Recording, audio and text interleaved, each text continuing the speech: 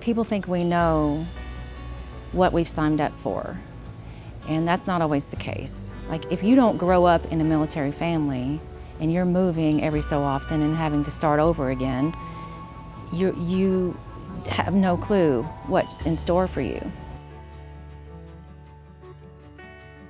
You have 10 months at one duty station, 2 years at one, 4 years at one, 1 year at one.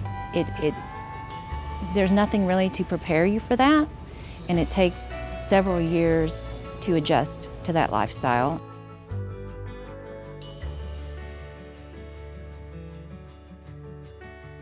My name is Melanie Patrick. I'm a military spouse of 15 years, and we've been in Clovis for 2 years. Being in a new community is a little nerve-wracking at first because you have to somewhat reinvent yourself. You have to find a new dentist, you have to find a new hairdresser, you have to find new childcare, you have to find a job. There's all kinds of different things that you have to find. The Newcomers Tour is a way for us to showcase Clovis to new airmen from Cannon when they come to Clovis or come to Cannon Air Force Base. We go into town and take them through the areas where there's shopping available and some of the highlights of what we do have for recreation in Clovis. We'll find that most of the people on the tour are spouses. We don't limit it to, there's no time frame. If you've been at Cannon for 2 years, you're welcome to come on the tour. I went there on first Newcomers Tour 3 years ago, and it was amazing. It was like, okay, so here is the chamber, here is the history of Clovis, here's the schools, it was a lot of information to take in of questions that I had that I thought, all right, I'll have to figure it out myself because that's what we do as a spouse. We survive, it's all about our resilience. I feel like here in Clovis it was a little bit easier. I feel like people are very supportive and very friendly here, and they want a relationship with the military community, and that's a big plus. We really love it here. We fit in here. It's really become home for us. So we're gonna be here for a long time. There's very supportive people here in the community of Clovis, and as a spouse, I would have missed out on that had we not come here. I'll be in tears when we leave, but when I leave here, I know that I have a community, a network of friends that I'll have for the rest of my life.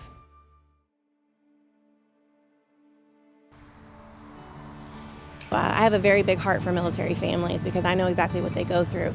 My dad was in the Army for 22 years, so 16 years of my life I was in the Army. And I say I was in the Army too because my family had to move from station to station every 3 years. We lived overseas. I had to make new friends everywhere I went.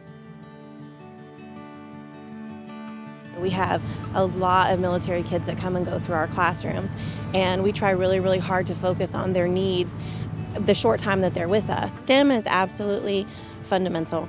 Our students need that science, technology, engineering, and math in order to be successful and in order to be lifelong learners and have great jobs when they get older.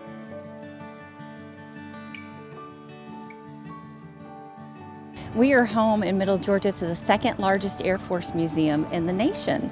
And this is the 35th anniversary of the museum. And for the past 30 years, we have done STEM outreach and education in our community to help with the workforce pipeline at Robins Air Force Base. And I always want you to remember those 3 words, dare mighty things. Today, Young Astronauts Day is kind of like a mini space camp because the kids get to go to all these amazing opportunities, hands-on experiments. We have May 4th for Star Wars, May the 4th be with you. It could not be a more perfect day to have this event. So students that already have an interest in science and math have the opportunity to take what they're learning in the classroom and have hands-on experience in the various ways that science and math is applied in the world of technology and engineering. My name is Coley Harris. I'm a lieutenant colonel in the Air Force Reserve. My daughter, she is in the 5th grade and this is her 3rd school. My son, in our last move, had to leave his STEM after-school program. So having an opportunity to come here, it helps bridge that transition, that he's not losing whenever we move. My son is excited about the Robotics Camp today. I don't build robots, so to be able to come here and get more information on how to do it, it benefits him and it helps me give him an opportunity to see more than what's just in the classroom. I drove in over an hour this morning to get them here because when there is an opportunity, we take advantage of it.